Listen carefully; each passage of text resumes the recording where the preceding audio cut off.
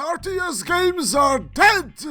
Yeah, right. Frankly, there aren't as many as there used to be, and by that I mean proper good ones. But there are a few that are still kicking and screaming as if someone is pulling their toenails off. Probably that's EA again ravaging some beloved franchise. Poor Command and Conquer. You were too good for this world. Anyways, with that cheerful and ever so uplifting note, let's talk about Stellaris. Released in 2016 and developed by Paradox, that probably is more famous for creating some other strategy games. But fuck you! TheYamiks started off with Stellaris, so that'll be my first impression. So as with everything, I'll quickly go through the spec sheet like a rapist goes through the foreplay. Stellaris is the 4X style of game. That is to say that it has one more X than the triple X, so presumably it has beyond hardcore porn in it. But no, you'll be disappointed to learn that the 4X style game stands for exploration, expansion, extermination, and exploitation. So basically your typical AIDS campaign on the humanity, or the humanity itself. You build up your bases, strip some virgin planets of resources, build troops, and kill heretics. Straightforward, right? Well, yeah, it kinda is. Still, it wouldn't be me if I wouldn't go for the juggler right away. So, the bad parts about the game. If you want to properly play this game, you better start liking reading, because almost everything in this game happens through those archaic caveman drawings called written language. So you better have that first grade diploma in order to comprehend the complexities of the heavy political dilemmas that you must make. Or you can just set everything to auto and bash your face against the keyboard to make things happen. Who knows, maybe your space-age Neanderthals will rule the galaxy. Anyways, as I first started the game, I still remember looking through the graphics settings in horror as my glorious PC Master Race eyes could not believe how plain the page looked. It was like a haunted city. Thank the PC gods there was a borderless mode, otherwise I don't know what I would do. But that aside, after a while of playing, I really started to notice an ongoing issue. As I want to start a game with specific rules, etc., the one thing that is often given in many other games is choosing a list of opponents or their types. Yet Stellaris was lacking such customization. Now, there is no single-player campaign, so you'd think the developers would spend the time making options for the games, but I guess not.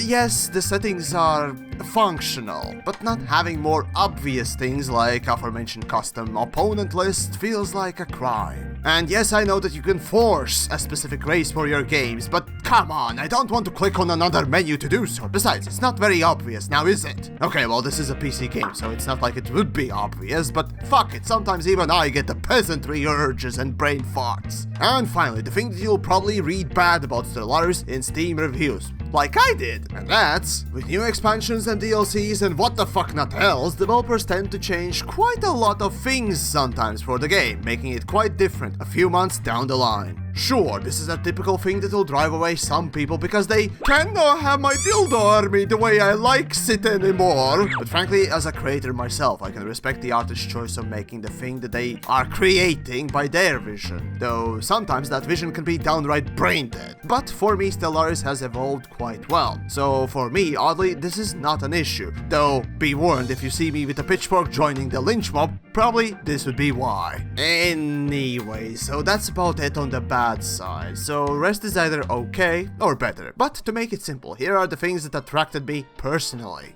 I did talk about customization, and well, this is a little bit different. The race customization is a rather impressive and wonderful feature to have. Instead of having 10 different presets, you can make the most authoritarian, militaristic pacifists you want, and still go around exterminating everything. But really, what I enjoy is truly the depth and detail of customization you can put into making a race. Since I never played games with such systems before, it was truly a joy for me to touch it for the very first time.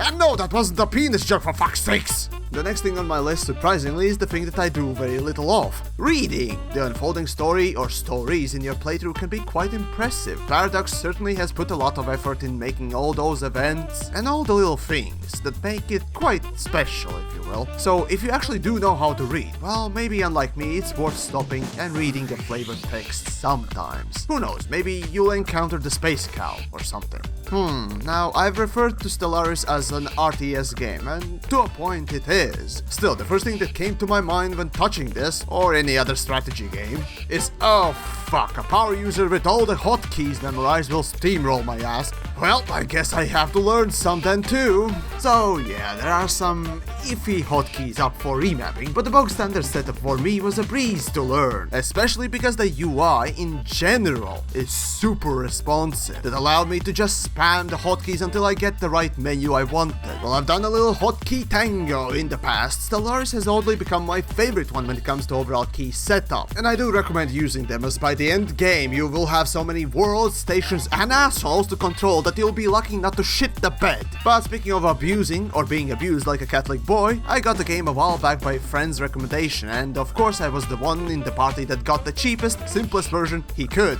So, I was surprised to learn quickly that when you're playing with people online, if the host has any expansions, everyone gets to play with it. And this was the point where I thought, so where's the catch? No sane modern game company would actually give people to play paid expansion versions of the game just because the host has it. There's no way that there could be a company in the world still that would actually put in effort of making this a feature. But this is true, Paradox went out of their way to make this a thing. In the past I know there were a few games that allowed something like this as well, but to see this in modern days with the fucking loot box microtransaction laden anal infection tainting gaming, something like this really feels like someone actually cares and wants you to have a good time. Really, a huge props to Paradox for making this an actual thing and showcasing the industry how to make not only a good game, but also one that seems to care about its maybe not so well off players. Oh, and as an additional teabagging on the industry, Stellaris does not have any microtransactions to speak of, only expansions and DLCs that are often quite massive. Again, showcasing that you can make a fantastic game without being the most greedy piece of shit on the planet and still keep developing the game. Truly for me, Stellaris, both because of the in-depth gameplay and quite highly polished mechanics, has become one of the best games, period, and a wonderful inspiration, as well as a great beating stick to beat horrible games with.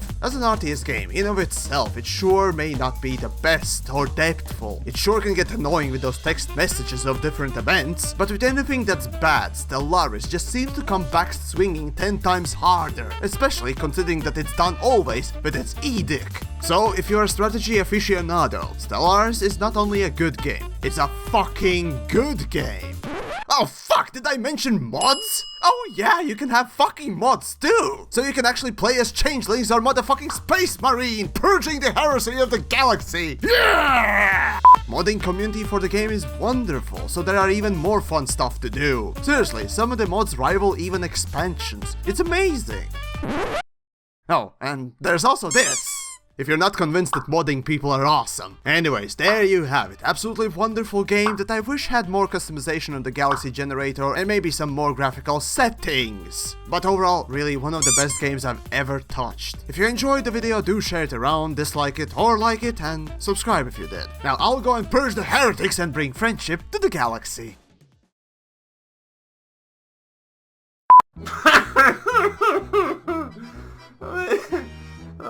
This is... Oh.